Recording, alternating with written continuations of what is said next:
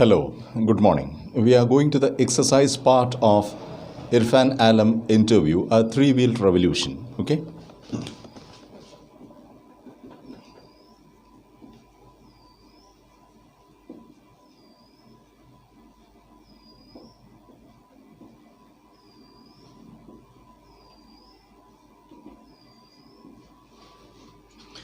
We are going to look at some sure questions for the exam.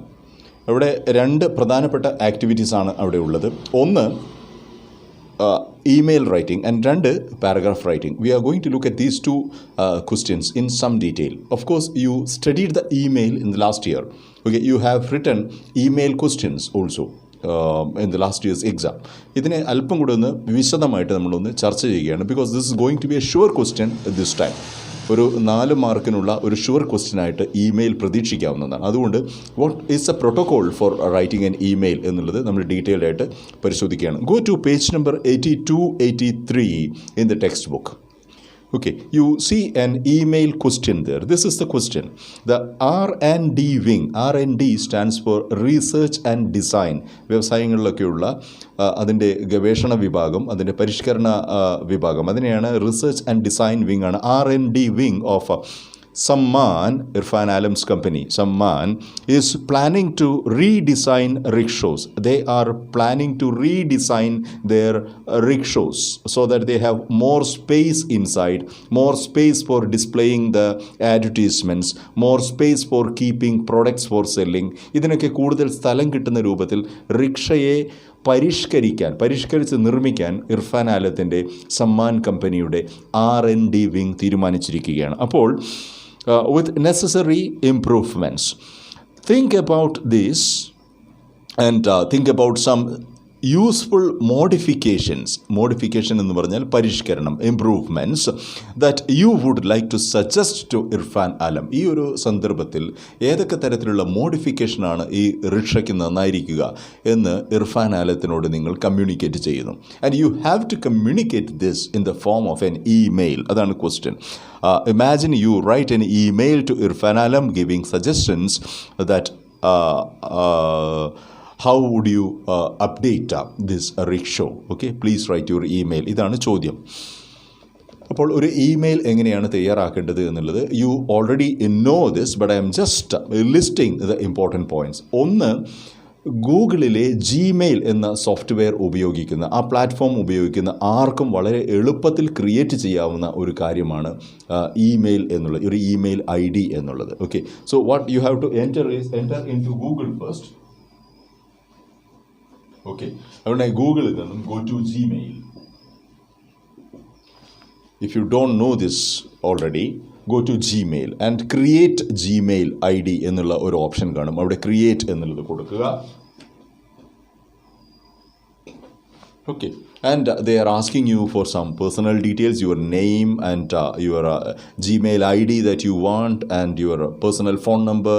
Some personal details are asked by this Gmail and you give all these details there and instantly അപ്പോൾ തന്നെ നിങ്ങൾക്കൊരു Gmail ID create ചെയ്യാൻ കഴിയും. Okay, നിങ്ങളുടെ പേരും അതിനോട് ചേർന്ന് 1-2 ഡിജിറ്റും ഒക്കെ ചേർന്നിട്ടുള്ള ഒരു പ്രത്യേക പേഴ്സണൽ ID നിങ്ങൾ തന്നെ ഡിസൈൻ ചെയ്യുക എന്നുള്ളതാണ്. Say for example, Mohan K 123 at gmail.com എന്നുള്ള പേരിലൊരു Gmail ID നിങ്ങൾക്ക് അവിടെ ക്രിയേറ്റ് ചെയ്യാൻ കഴിയും. മറ്റ് റീഡിഫ് മെയിൽ, യാഹു ഇങ്ങനെയുള്ള ഏത് പ്ലാറ്റ്ഫോമിലും നിങ്ങൾക്ക് അങ്ങനെ ക്രിയേറ്റ് ചെയ്യാൻ ചെയ്യും. അങ്ങനെ ചെയ്യുന്ന സമയത്ത് ഈ Gmail എന്നുള്ളതിന് മാറി ആ കമ്പനിയുടെ പേരാണ് വരിക. yahoo.com എന്നോ readifmail.com എന്നോ ഒക്കെ വരാൻ സാധ്യതയുണ്ട്. And Gmail is very popular. Make one like that. Okay, you get an email ID like this. This is what is called an email ID. ID എന്ന് പറഞ്ഞാൽ ഐഡൻറ്റിറ്റി അഥവാ അഡ്രസ് അല്ലെങ്കിൽ വിലാസം എന്നാണ് അർത്ഥം. ഓക്കെ, ഇപ്പോൾ ഈ ഒരു ID ഉപയോഗിച്ചുകൊണ്ട് നിങ്ങൾക്ക് Gmailൽ പ്രവേശിക്കുകയും അവിടെ നിന്നും ലോകത്തിലെ ആരുമായും കത്തിടപാടുകൾ സൗജന്യമായി നടത്തുകയും ചെയ്യാം എന്നുള്ളതാണ്. ഈ ഇടപാടിൻ്റെ പേരാണ് email. Email means electronic mail. നമ്മൾ സാധാരണ കത്തിടപാടുകളെ നമ്മൾ വിളിക്കുന്നത് സ്നെയിൽ മെയിൽ എന്നാണ്. ഓക്കെ, സ്നെയിൽ മെയിലും ഇമെയിലും തമ്മിലുള്ള ഡിഫറൻസ്. സ്നെയിൽ എന്ന് പറഞ്ഞാൽ നിങ്ങൾക്കറിയാം that small insect which is moving very slimy crawling small insect. ഒച്ച്, അതാണ് സ്നെയിൽ എന്ന് പറയുന്നത്. ഒച്ച് പോലെ പോകുന്ന മെയിൽ, തപാൽ. മെയിൽ എന്ന് പറഞ്ഞാൽ തപാൽ.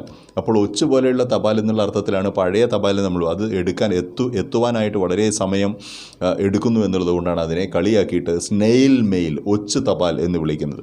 ഇവിടെ ഇമെയിൽ എന്ന് പറഞ്ഞാൽ ഇലക്ട്രോണിക് മെയിൽ ആണ് email. It moves very fast. The instant you are sending a message it is received by the receiver എന്നുള്ള. അയക്കുന്ന അതേ സമയത്ത് തന്നെ ലഭിക്കുന്ന ആൾക്ക് ലഭിക്കുന്നു, കിട്ടേണ്ട ആൾക്ക് ലഭിക്കുന്നു, അഡ്രസ്സിക്ക് കിട്ടുന്നു എന്നുള്ളതാണ് ഇതിൻ്റെ ഒരു സവിശേഷത.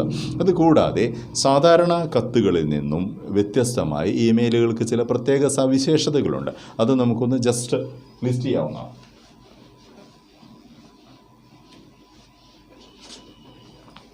ഓക്കെ, അപ്പോൾ ഒന്നാമത്തെ ഡിഫറൻസ് എന്ന് പറഞ്ഞിട്ടുണ്ടെങ്കിൽ it is an email is short and brief. സാധാരണ എഴുത്തുകളെ അപേക്ഷിച്ച് വളരെ ഷോർട്ടായിട്ടും ബ്രീഫായതുമാണ് ഇമെയിൽ എഴുത്തുകൾ, മെയിലുകൾ എന്ന് പറഞ്ഞിട്ടുണ്ടെങ്കിൽ. കാരണം ഇമെയിൽസ് നമുക്ക് മൊബൈൽ പ്ലാറ്റ്ഫോമിലോ അല്ലെങ്കിൽ ലാപ്ടോപ്പിലോ ഒക്കെ പെട്ടെന്ന് വായിക്കുവാനുള്ളൊരു കാര്യമായതുകൊണ്ട് ദീർഘമായ ഒരു കത്ത് എഴുതുവാനോടെ സാധ്യതയില്ല. അതുകൊണ്ട് കത്ത് എന്ത് തന്നെയാണെങ്കിലും പരമാവധി ചുരുക്കുക എന്നുള്ളതാണ് ഇമെയിലിൻ്റെ ഒരു പ്രത്യേകത. ഓക്കെ, അതുകൊണ്ട് തന്നെ ദ ലാംഗ്വേജ് ഈസ് സിമ്പിൾ. ഒരു സാധാരണ കത്തിലെ പോലെയുള്ള ഭാഷാപരമായിട്ടുള്ള വലിയ സവിശേഷതകളോ സാഹിത്യ പ്രകടനങ്ങളോ ഒന്നും തന്നെ ഇതിനകത്ത് ആവശ്യമില്ല. വളരെ ലളിതമായിട്ടുള്ള സിംപ്ലിഫൈഡ് ആയിട്ടുള്ള ഒരു ലാംഗ്വേജാണ് ഇമെയിലിൽ നിങ്ങളെപ്പോഴും ഉപയോഗിക്കേണ്ടത്. ഡെയിലി ലാംഗ്വേജ്, ഒരു കോൺവെർസേഷണൽ ഇംഗ്ലീഷ്, അതാണ് എപ്പോഴും ഒരു ഇമെയിലിൽ ഉപയോഗിക്കേണ്ടത്. രണ്ടാമത്തെ കാര്യം. മൂന്നാമത്തെ കാര്യം, it is comparatively more informal than a formal letter. Okay, so letter is for informal.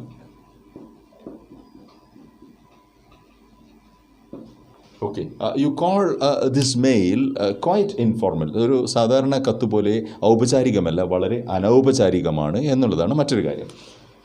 അടുത്ത ഒരു ഫാക്ടർ എന്താണെന്ന് വെച്ചിട്ടുണ്ടെങ്കിൽ, നിങ്ങളൊരു ഇമെയിൽ അയക്കുന്ന സമയത്ത് നിങ്ങളുടെ അഡ്രസ്സ്, നിങ്ങളുടെ പേരും നിങ്ങളുടെ അഡ്രസ്സും ഓട്ടോമാറ്റിക്കലി അതിൽ ജനറേറ്റ് ചെയ്യുന്നുണ്ട്. അതുകൊണ്ടൊരു ഇമെയിൽ അയക്കുമ്പോൾ എക്സാമിന് ഒരു ഇമെയിൽ ക്വസ്റ്റ്യൻ എഴുതുന്ന സമയത്ത് അതിലെ ഫ്രം എഴുതേണ്ട ആവശ്യമില്ല. Okay, no need of from. Okay, from will be automatically uploaded. ഇമെയിലിൽ താനെ പോകുന്ന. അതുപോലെ തന്നെ ആവശ്യമില്ലാത്ത മറ്റൊരു കാര്യമാണ് no need of place and date.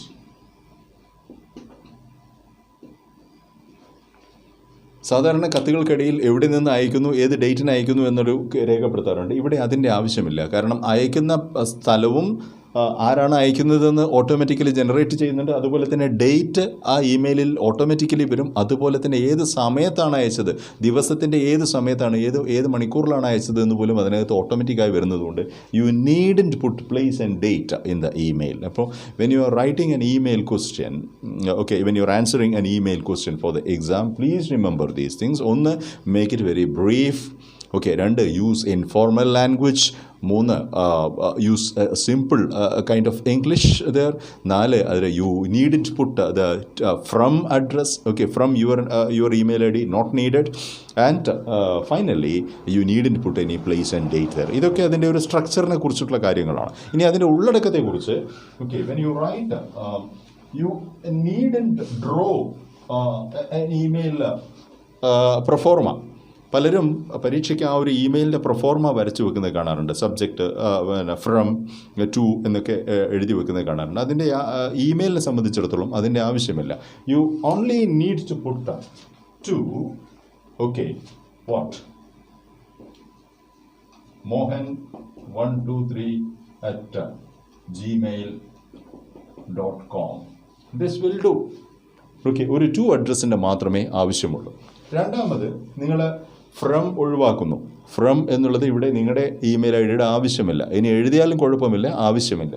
ഇവിടെ അടുത്തത് സബ്ജക്റ്റാണ്. ഇമെയിലിൻ്റെ ഒരു പ്രത്യേകത, unlike the conventional letter, the subject has to be specified in the beginning itself. കത്ത് എന്തിനെക്കുറിച്ചാണെന്നുള്ളതിൻ്റെ ഒരു സബ്ജക്റ്റ് ലൈൻ അവിടെ എന്ത് വേണം, എന്തായാലും എഴുതേണ്ടതാണ്. അപ്പോൾ ഒരു ഫ്രണ്ട്ലി ലെറ്ററാണ് ഇവിടെ നിങ്ങൾ ഈ എഴുതുന്നതെങ്കിൽ അതൊരു ഫ്രണ്ട്ലി ലെറ്റർ അല്ലെങ്കിൽ ഒരു ഗ്രീറ്റിംഗ് ലെറ്റർ എന്നൊക്കെയുള്ള ഒരു സബ്ജക്റ്റ് എന്താണോ കത്തിൻ്റെ വിഷയം അതവിടെ സൂചിപ്പിക്കേണ്ടതാണ്. You need in write a full sentence there, just refer to the subject of it. Okay, ഇവിടെ സബ്ജക്റ്റ്. ഓക്കെ,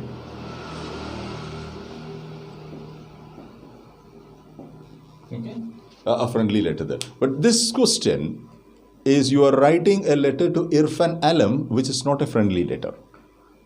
ഓക്കെ, അപ്പോൾ അവിടെ നിങ്ങൾ എഴുതേണ്ടത് ഈ ഒരു പ്രത്യേക ക്വസ്റ്റ്യൻ്റെ കാര്യത്തിൽ നിങ്ങളവിടെ സബ്ജക്റ്റായിട്ട് എഴുതേണ്ടത് സജസ്റ്റൻസ് ഫോർ ഇംപ്രൂവിങ് റിക്ഷോ അല്ലെങ്കിൽ മോഡിഫിക്കേഷൻസ് ഫോർ റിക്ഷോ എന്ന ഒരു ചെറിയ ഒരു സബ്ജക്റ്റ് ലൈൻ അവിടെ എഴുതേണ്ടതുണ്ട്. അതിനുശേഷം just like the conventional letter, ഒരു സാധാരണ കത്തിൽ എന്താണോ ചെയ്യുന്നത്, ഒരു ഗ്രീറ്റിംഗ് അല്ലെങ്കിൽ സല്യൂട്ടേഷനോട് കൂടിയിട്ടാണ് നമ്മളൊരു കത്ത് തുടങ്ങുന്നത്. അതേ ഒരു സല്യൂട്ടേഷനും ഗ്രീറ്റിങ്ങും ഇമെയിലിനും ആവശ്യമാണ്. ഒരു വ്യത്യാസം എന്താണെന്ന് വെച്ചിട്ടുണ്ടെങ്കിൽ ഈ സല്യൂട്ടേഷൻ വളരെ ഇൻഫോർമൽ ആവാം. ഓക്കെ, അനൗപചാരികമായിട്ടുള്ള ഫ്രണ്ട്ലി ആയിട്ടുള്ള ഒരു സല്യൂട്ടേഷൻ മതി. ഓക്കെ, അപ്പോൾ സേ Hi Mohan. ഓക്കെ, ഇത്തരത്തിലുള്ള ഒരു സല്യൂട്ടേഷൻ മതിയാവും. ഓക്കെ, അല്ലെങ്കിൽ ജസ്റ്റ് ഹായ് വിൽ ഡു. ഇതൊന്നും ഇല്ലെങ്കിൽ if you are not using, if you are very friendly, you need to put even the name of the person there. You can just say hi, hello, okay, something like that. This is what you call a salutation or a greeting. അപ്പോൾ this is needed. അതിനുശേഷമാണ് you are going to the body of the letter, the body. Okay, കത്തിനകത്ത് എഴുതേണ്ട കാര്യങ്ങൾ അവിടെയാണ്. അത് എഴുതുമ്പോൾ തന്നെ don't make long paragraphs. Okay, make very brief paragraphs. A paragraph should not contain more than 2 sentences. അത്തരത്തിലുള്ള 1-2 വാചകങ്ങൾ ഉൾക്കൊള്ളുന്ന ചെറിയ പാരയാണ് വേണ്ടത്. ഇപ്പോൾ ബോഡി എഴുതുന്നതിനകത്ത് തന്നെ നിങ്ങൾക്കൊരു ഇൻട്രോ വേണം. Okay, you need an intro. Okay, and you need a topic explained. Okay, and finally just you are going to the conclusion, and then you are going to wishes and conclude it. This is the way that you are putting the body. Okay, ആ എഴുതുന്ന കത്തിൻ്റെ ഒരു intro വേണം. 1-2 സെൻറ്റൻസിൽ ഒരു ചെറിയ intro. Why is this letter written?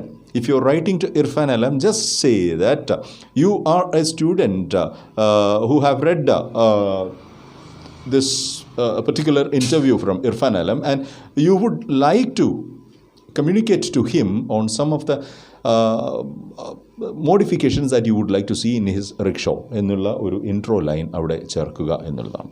Okay, അതിനുശേഷം എന്താണോ നിങ്ങളുടെ modification എന്താണ്. Okay, you would like to see a plastic roof, you would like to see a solar empowered infrastructure or something like that. All those things should be in the topic explained. Then a conclusion. അപ്പോൾ അതിൻ്റെ conclusion നിങ്ങൾ എഴുതേണ്ടത് you are motivated by the ideas of Irfan Alam and you would like to see a new kind of rickshaw on the road which is very cheap and which is very user friendly both for the driver as well as for the traveller എന്നുള്ള കാര്യങ്ങളൊക്കെ ഈ ഒരു conclusions ആയിട്ട് വളരെ 2-3 വാചകങ്ങൾ ചുരുക്കി എഴുതുക. അതിനുശേഷം വിഷസ് എഴുതുക. ഓക്കെ, വിഷ് എന്ന് പറയുമ്പോൾ നിങ്ങൾ സാധാരണ okay see you or meet again എന്നൊക്കെയുള്ള സാധാരണ വാചകങ്ങളോ അല്ലെങ്കിൽ just say love or regards,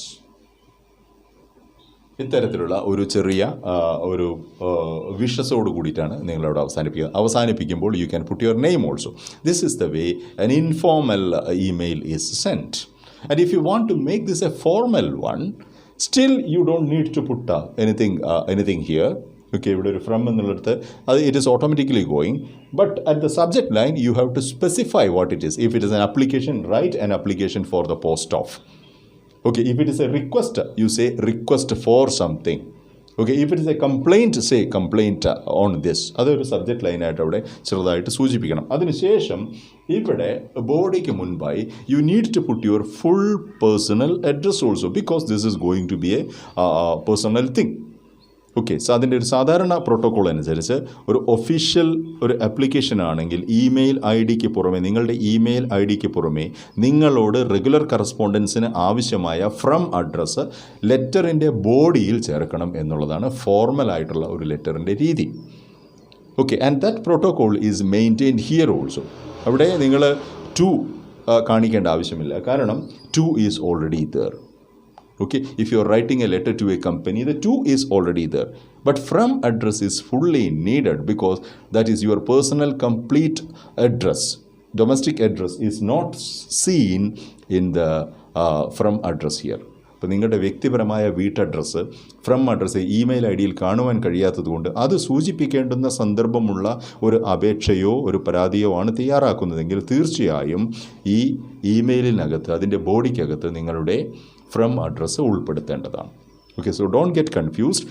U can write formal letters as well as informal letters on the email. Okay, this is the model for informal email. When you are writing a formal email letter, please include your address also. Okay, this is the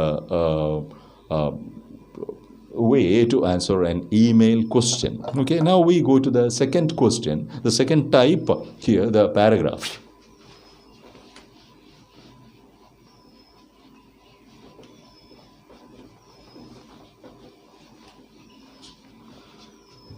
That again is something familiar to you.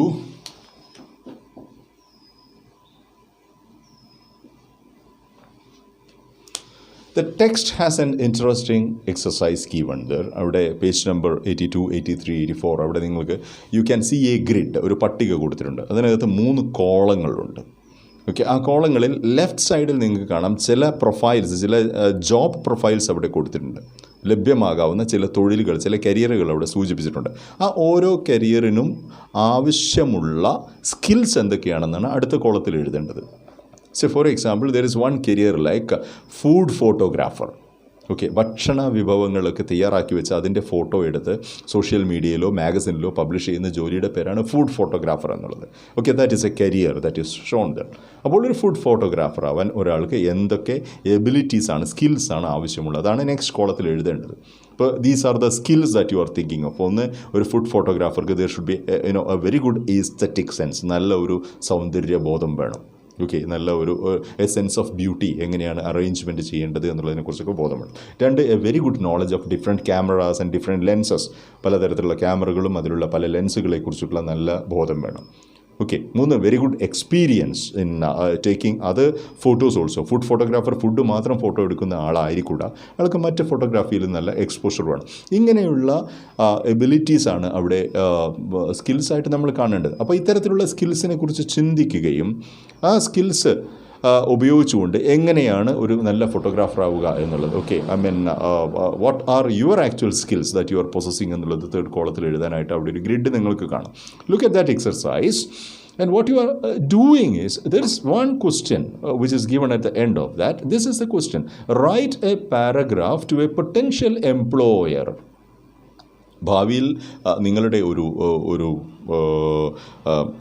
തൊഴിൽ നൽകുന്ന ഒരു തൊഴിൽദാതാവിന് നിങ്ങളൊരു കത്തെഴുതുന്നത് തരിക. ആ കത്തെഴുതുന്ന സമയത്ത് നിങ്ങളിലെ ഒരു തൊഴിലാളി എന്നുള്ള രീതിയിൽ, ഒരു പ്രൊഫഷണൽ എന്നുള്ള രീതിയിൽ നിങ്ങൾക്ക് എന്തൊക്കെ ശേഷികളുണ്ട് എന്ന് നിങ്ങൾ ചിന്തിക്കുന്നുണ്ടോ, ആ ശേഷികളെ എല്ലാം ഉൾപ്പെടുത്തിക്കൊണ്ട് ഒരു പാരഗ്രാഫ് എഴുതുക എന്നാണ് പറഞ്ഞിട്ടുള്ളത്. So this is how they are connecting this to the paragraph question.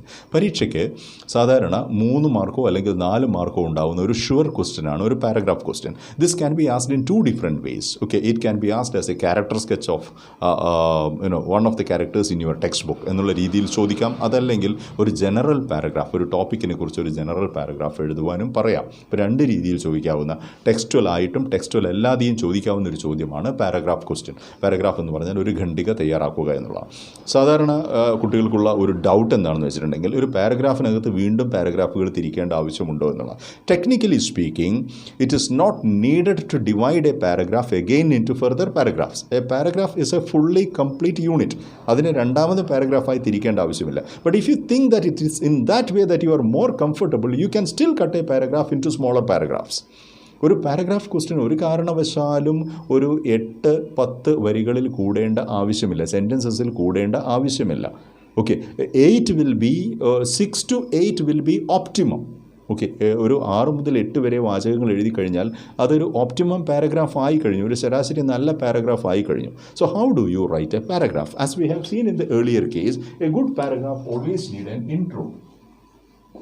Okay, an intro means with the first line of the paragraph itself, the major idea of the paragraph should be clear.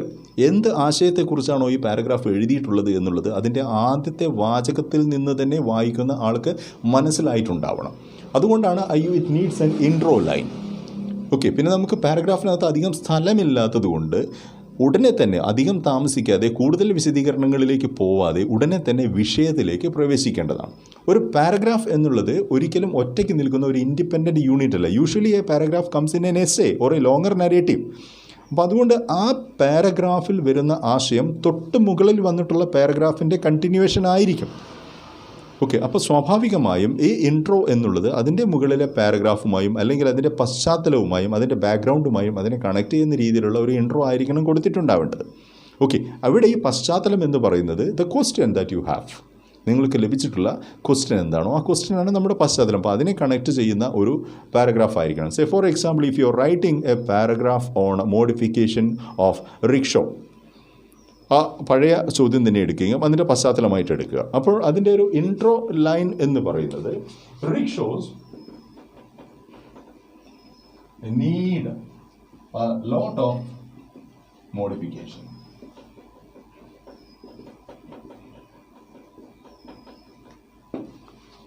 ഇങ്ങനെ rickshaws need a lot of modification എന്നുള്ള ഒരു intro ഈ പാരഗ്രാഫിന് നിങ്ങൾ തന്നെ കൊടുത്തിരിക്കണം. അവിടെ നിന്നുമാണ് immediately you are going to what are the modification that you are thinking of.